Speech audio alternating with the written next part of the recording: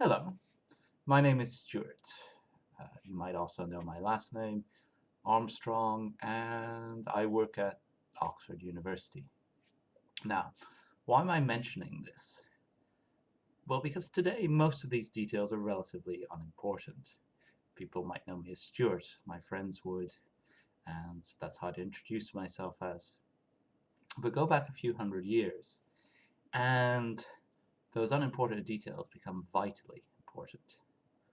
So my first name's irrelevant, Stuart. No one cares. Might not even have a first name. Probably do. No one really cares. But Armstrong. So, Clan Armstrong, Scottish clan, quite bloody and violent, occasionally quite powerful. That is something very useful for everyone in town to know. They know that I am at least somewhat connected with a violent, powerful Scottish clan that might extract retaliation if they cheated me, killed me, or mistreated me. However, Scotland's really far away, so unless I'm really high up in the clan, it probably doesn't matter all that much. But working for the university, now that's very different.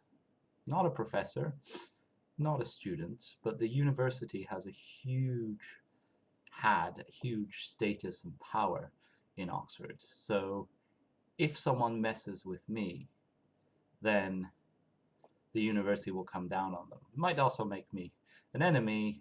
There's local politics, as always. See one of my other talks. But what I'm trying to get at is that in the old style of worlds, who you are and who you worked for, which were often related facets of the same thing, made a big difference. So what you want your players to do is not say, I am blah of, and name some random cool city and never use that again. No, their clan and their title in that clan and the position of that clan and the distance away from that clan and what local people think of that is absolutely vital, and you should reflect this in how the characters are treated. So some random person, escaped slave, minor soldier, stuff like that, has no protection whatsoever. In most cities, they won't get the protection of whatever police force might be there or the local magistrates if there are any. People will pick fights with them or ignore them or cheat them with pretty much impunity. So basically, if you're playing that kind of character, you have to be very cautious, or you expect to be run out of town or run through very quickly. If you have a player who is part of a much larger and more influential family, things will get different. They will get cheaper cheaper items, they'll get better treatment, they get involved in a brawl, maybe the magistrates or whatever will take their side rather than whoever they're fighting. So they have a lot more possibilities, and you should play that up. What you should also play up is sometimes these possibilities will change. Maybe the clan they're from will fall or rise. And when that does, the behavior of the locals should reflect that. Or maybe they go to a different area where their clan is less powerful or more reviled or just further away. And then, as well, the treatment can change.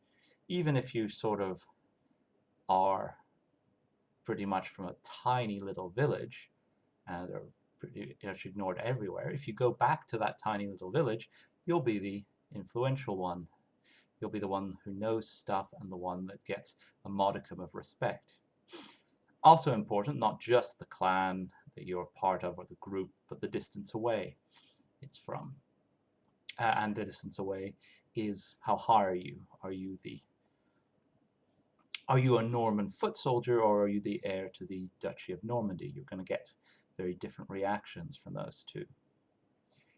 And as well, players should be aware of it for other people, when they come in to the room or to wherever the action is happening. They could especially if they have some title, some connection and stuff, they can swagger in and mock whoever they want until they meet some local guy or gal who's really high in the local hierarchy, until they meet the heir to the Duke of Normandy. If they start behaving in the same way that they do with ruffians of no account or whatever they've been meeting before with these high-level people, or these people maybe low-level with high clans behind them, then things are going to go very badly. And you should get that, reflect that in how people behave towards them.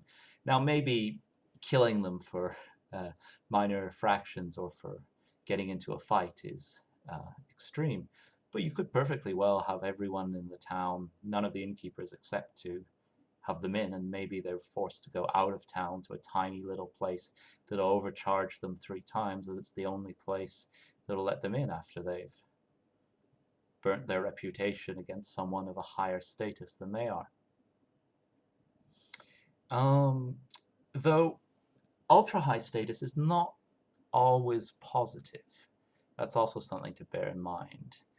To go back to the heir of the Duke of Normandy, if the heir of the Duke of Normandy is walking around Oxford without a large guard, they have powerful enemies who might just grab them or hold them for ransom or even kill them, depending on how the local alliances go.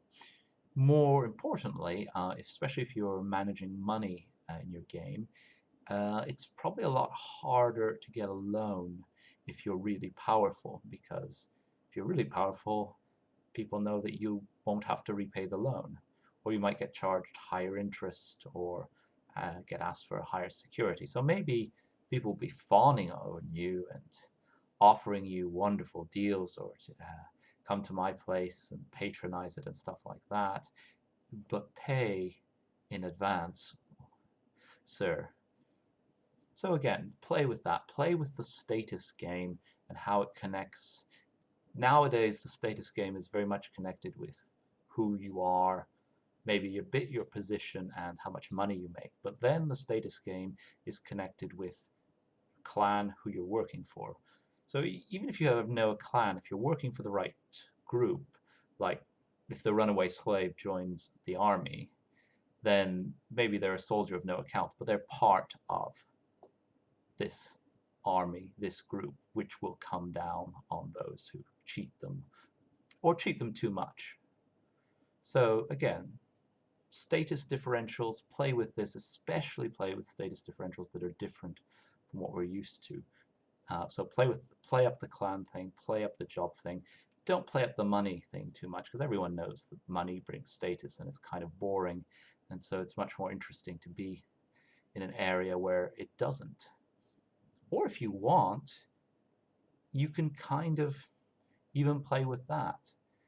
Be in an area where status is obsessively important and your character has a lot of money, and the money should buy him status, but it's not supposed to, but maybe some people do deals with him over the table. So basically, he's going to get ripped off and pay 3 times as much as anyone else, and we'll do it in sort of dark taverns where they might get murdered, but they'll be able to do the deals. In any case, there's a lot you can do by playing with status and clan and family and job in less centralized civilizations, and I encourage you to do so. Thanks for listening.